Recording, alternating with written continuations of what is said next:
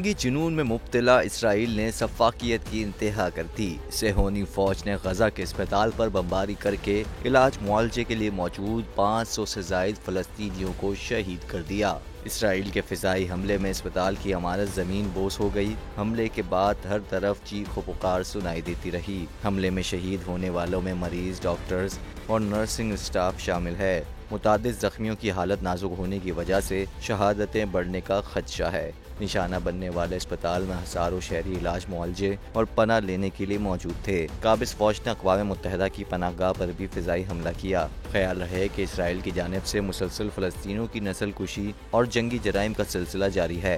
अस्पताल पर हमले के खिलाफ फलस्तीनी सदर महमूद अब्बास ने 3 रोज़ा शोक का ऐलान किया है। महमूद अब्बास ने फलस्तीनियों के कत्ले आम के खिलाफ परचम भी सरनगू रखने का ऐलान किया है। फलस्तीनी अथॉरिटी का कहना है कि गजा में जो कुछ हो रहा है वो नस्ल कुशी है।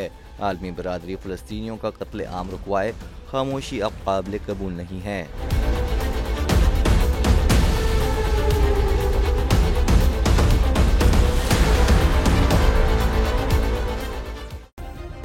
सब्सक्राइब करें और बेल दबाएं ताकि कोई खबर रह न जाए।